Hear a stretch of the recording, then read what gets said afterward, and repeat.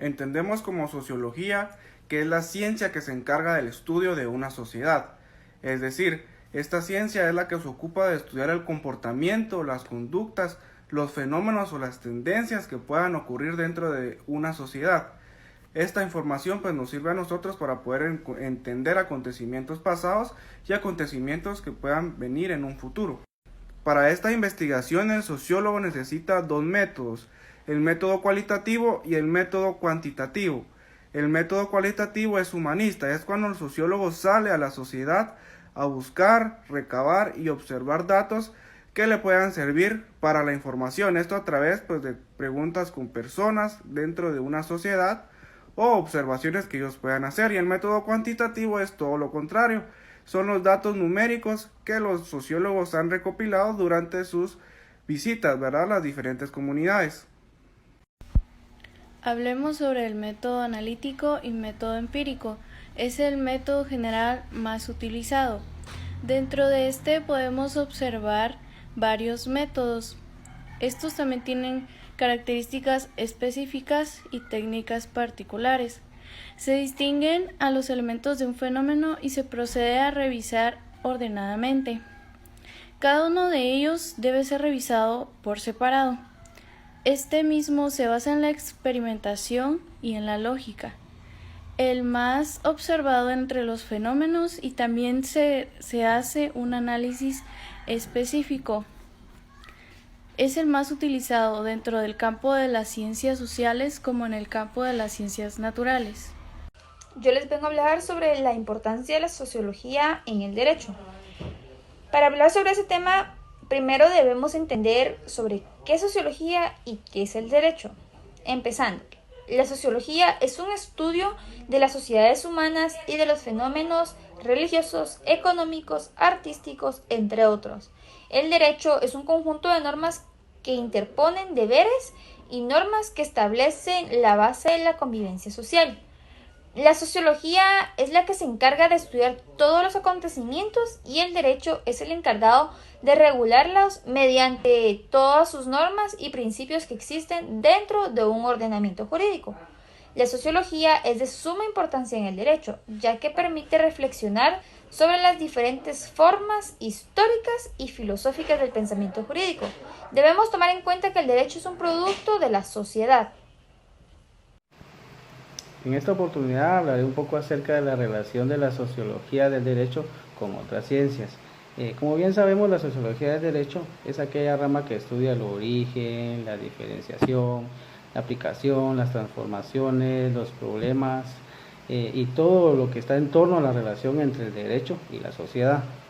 Asimismo, pues este también estudia el derecho no solo como norma, sino como institución plasmada a través del Estado y su funcionamiento. Por esto mismo, pues la sociología del derecho está relacionada con una cantidad considerable de ciencias, como lo es la filosofía, la estadística, la psicología, la política, entre muchos otros.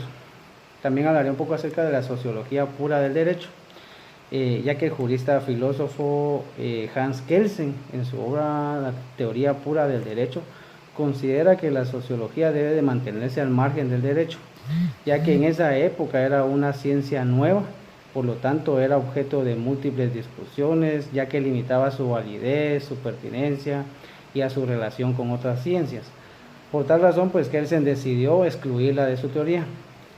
Respecto a la sociología aplicada del derecho, podemos decir que la sociología del derecho, pues con el paso del tiempo, adquiere mayor importancia en las facultades del derecho. Y esto pues se deriva de las perspectivas de análisis que la sociedad del derecho ofrece al estudio de la norma jurídica y su relación con los fenómenos sociales. Y como toda gran película posee sus personajes principales, nosotros también en la sociología poseemos grandes sociólogos que son reconocidos como los más importantes de esta ciencia. Vamos a comenzar con dos sociólogos franceses. El primero de ellos es Auguste Comte, que lo tenemos aquí detrás. Nuestro amigo Auguste Comte es un sociólogo francés que en 1838 apodó a esta ciencia como tal, como sociología, le dio el nombre de sociología. También él creía que el capitalismo iba a ser solamente un obstáculo para la evolución humana, así como creó una corriente que es tanto filosófica como sociológica llamada positivismo. y vio a la sociología de una manera más científica, que eso nos lleva a Émile Durkheim.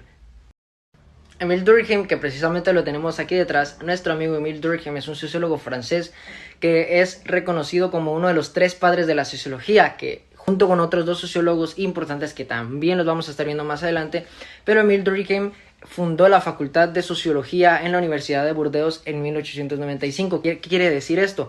Que gracias a Émile Durkheim la sociología empezó a verse como un tema de estudio, como una materia de estudio, y por eso hoy en las universidades hay carreras universitarias como sociología, y la sociología va relacionado con otras carreras universitarias tal y como la del derecho, que eso también lo vamos a estar viendo más adelante, pero gracias a él la sociología es un tema de estudio. Aparte de que ayudó a que la sociología se abriera paso en grandes revistas y perfeccionó el positivismo, dando así paso a el método hipotético deductivo.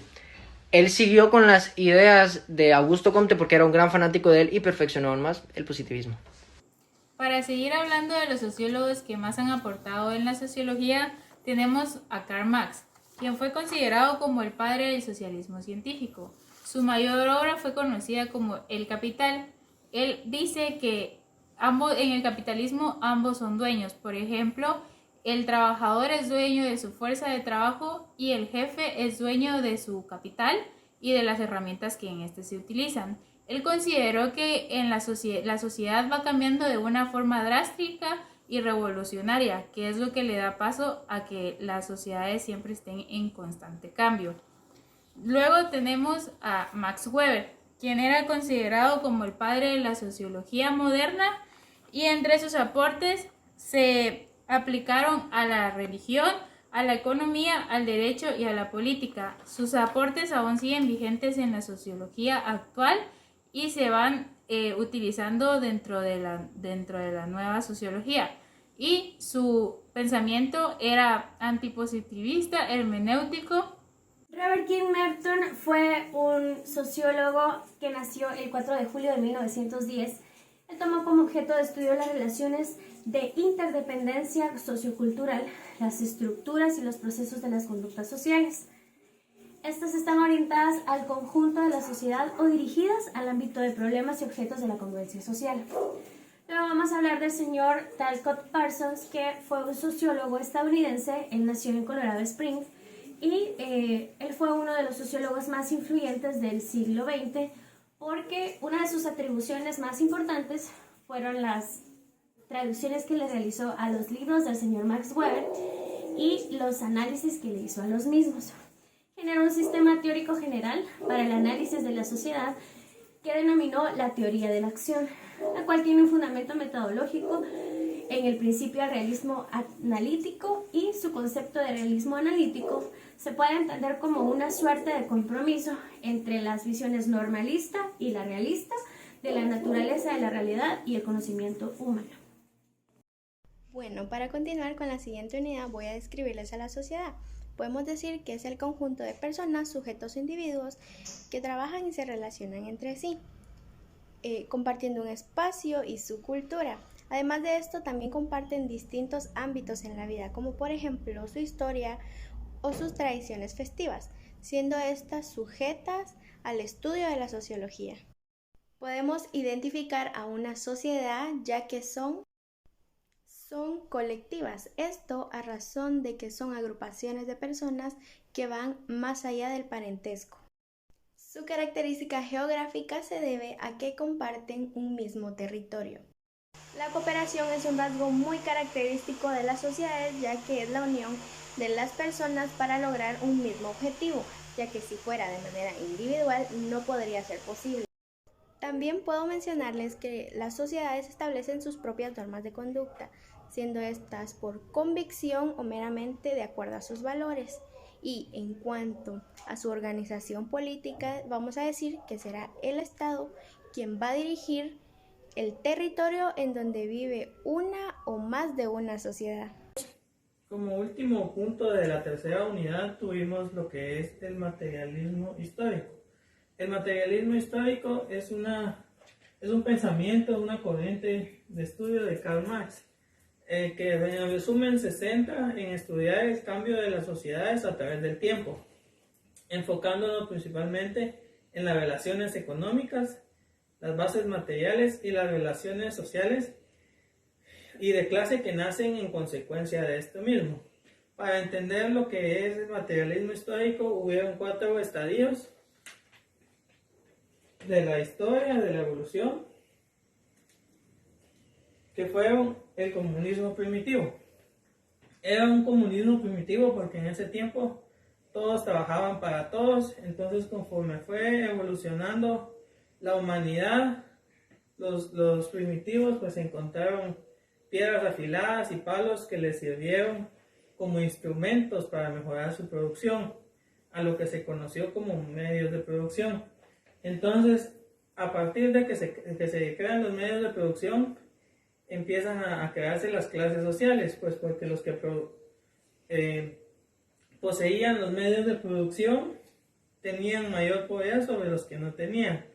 Entonces ya el que es dueño del medio de producción ya se convierte en un patrón y ya nace una clase social. Entonces esto evoluciona a un estadio esclavista. Entonces ya cuando los dueños de medios de producción tienen mucho poder, ya solo existen esclavistas y esclavos. Entonces los esclavistas pues poseen los medios de producción y usan a los esclavos para producir sus ganancias, sus trabajos, e incluso los esclavos son considerados como mercancía. Luego se da otra evolución que cambia el sistema feudal. Ya no es tan drástico como el sistema esclavista, pero siempre sí, los medios de producción siempre siguen siendo de los señores, que ya solo tienen unos siervos y siempre ya las personas no son consideradas como mercancía, pero igual no tienen nada, únicamente su trabajo para trabajar la tierra y producir, ¿verdad? Y esto fue evolucionando hasta llegar a lo que se conoce como capitalismo. El capitalismo pues es un modo de producción donde los medios de producción son de muy pocas personas y estos contratan a los trabajadores que son miles o millones y reciben solo un salario fijo, mientras que todo lo que producen genera mayor ganancias al dueño del capital. Entonces el sistema capitalista crea el Estado Nacional para normalizar esta situación de que el capitalismo sea una base sólida y normal, por así decirlo, para que los medios de producción sean solo de ellos. Entonces, Karl Marx creía que a lo largo de que se fueron dando estos estadios, se produjeron los cambios de manera violenta que dieron paso a cada nuevo modo de producción a través de lo que se conoció como una revolución. Entonces Karl Marx sugiere que puede evolucionar aún más al socialismo. ¿Cómo va a ser el socialismo? Pues va a ser el gobierno de los trabajadores, en donde todos trabajan para todos, y cuando el socialismo ya esté en funcionamiento, va a dar su paso a la última evolución, que es el comunismo.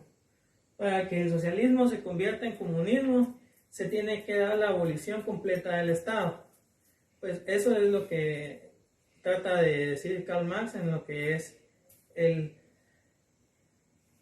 materialismo histórico. Entonces, el comunismo sería la última etapa de la evolución de la historia de las relaciones económicas, y hasta el momento este pensamiento de esta obra del materialismo histórico todavía se sigue estudiando en muchos aspectos por sus teorías bastante sólidas acerca de la economía y las relaciones sociales. Gracias. En el curso de Sociología pudimos adquirir varios conocimientos. La sociología tiene una importancia en el derecho. En las unidades pudimos estudiar a varios sociólogos, tanto internacionales como de nuestro país, de los cuales adquirimos conocimientos de suma importancia. Manejamos diferentes actividades educativas, métodos didácticos y prácticos, y lo realizamos de manera grupal, lo cual nos ayuda a entendernos con la sociedad. Una de estas actividades fue ver la película El Joker. Nos pudimos dar cuenta cómo la sociedad corrompe al ser humano y asimismo todos los problemas que causa la política. Según la tarea que hicimos, pudimos indagar en los problemas que intenta contrarrestar la ley, los cuales son los que afectan a la sociedad. Asimismo realizamos la lectura del libro del hombre mediocre por José Ingenieros y nos dimos cuenta de los tipos de hombres que existen en la sociedad y nuestra cultura. Todos los conocimientos que adquirimos en el curso de sociología son de suma importancia para nuestra formación como futuros abogados. No solo adquirimos conocimientos, sino una enseñanza para poder mejorar dentro de nuestra sociedad y hacer del país un lugar mejor.